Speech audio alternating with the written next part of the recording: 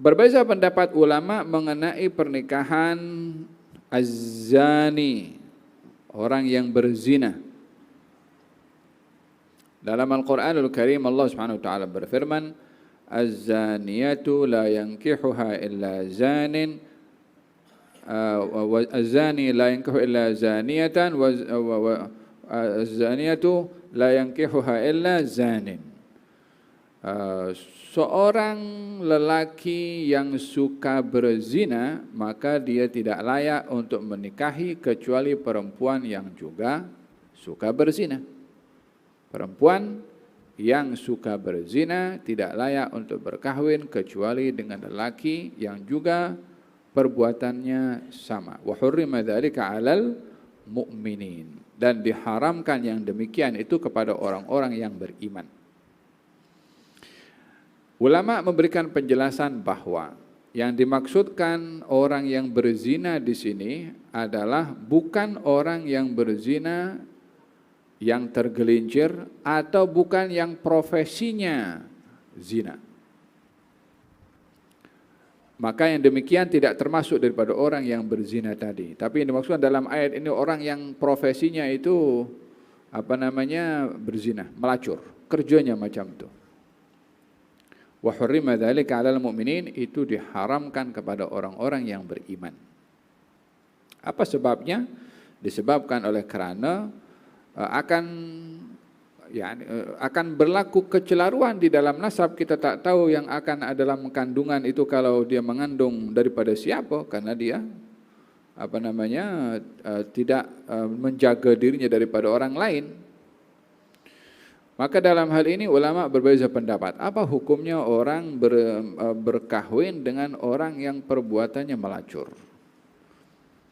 Ada seorang sahabat Nabi SAW bertanya kepada Rasulullah, "Ya Rasulullah, saya ini ada istri yang dia tak boleh tahan tangan sesiapa yang menyentuhnya.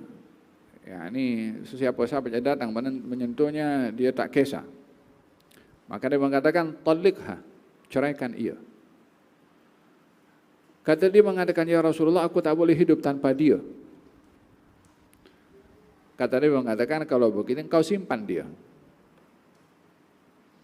So dalam hal ini, hadis ini memberikan gambaran bahwasanya kalimat amsikha, pegang dia, maknanya tidak ada perintah kewajiban untuk menceraikan, karena diberi pilihan. Yang pertama kata Nabi, ceraikan. Lalu kemudian simpan, tahan. Dalam hal ini pendapat yang mengambil dengan dalil ini adalah menikahi perempuan yang melacur adalah bukan haram, tetapi ia adalah makruh. Tapi hukumnya adalah makruh.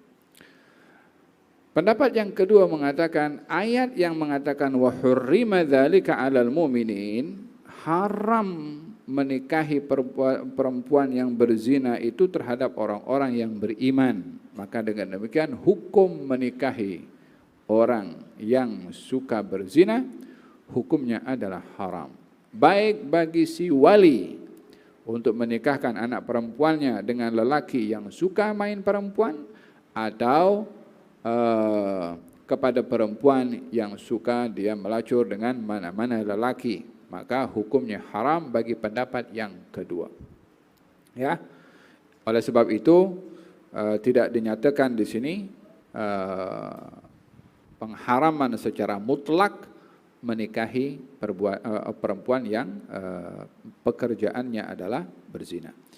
Ini tidak sama dengan perempuan yang tergelincir kepada perzinaan, atau perempuan yang hanya sekali, atau lelaki pun juga yang tergelincir berzina, atau sekali melakukannya walaupun dengan sengaja, bukan profesinya, maka dia tak termasuk daripada ayat tersebut yang dikecam oleh Allah Subhanahu wa taala.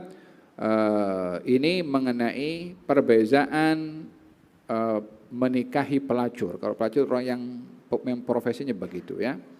Dan ini juga tidak termasuk kepada orang yang walaupun awalnya pekerjaannya adalah seperti itu, tetapi dia bertaubat. Maka bila ia bertaubat, maka tidak termasuk daripada yang diharamkan tadi. Dia kalau bertaubat kepada Allah Subhanahu wa taala, taubatnya diterima oleh Allah Subhanahu wa taala, maka dia kembali bersama dengan wanita-wanita yang lainnya dan tidak termasuk daripada yang diharamkan. Ada seorang bernama Marsad bin Abi Marsad, saya ingat. Ketika datang kepada Rasulullah sallallahu alaihi wasallam dan meminta izin untuk menikahi seorang perempuan pelacur namanya Inaq. Maka baginda Rasulullah ditanya, "Ya Rasulullah, izinkan saya menikahi kepada Inaq itu." Kata Nabi, "Jangan kau nikahi dia." Katanya, "Aku ingin ya Rasulullah," katanya. Turun ayat, "Az-zaniyatu la yankihuha illa zanin. Az-zani la yankihu illa zaniyatan, waz-zaniyatu la yankihuha illa الزاني لا ينكح إلا زانية أو مشركا والزانية لا ينكحها إلا زان أو مشرك وحرم ذلك على المؤمنين." أحسنتم, جزاكم الله خير. Ayat ini ketika disebut az-zani dan az-zaniyah itu lil jins, menunjukkan orang yang profesinya berzina. Tapi bukan orang yang sekali berlaku atau tergelincir. Itu tak termasuk daripada ayat tersebut, ya.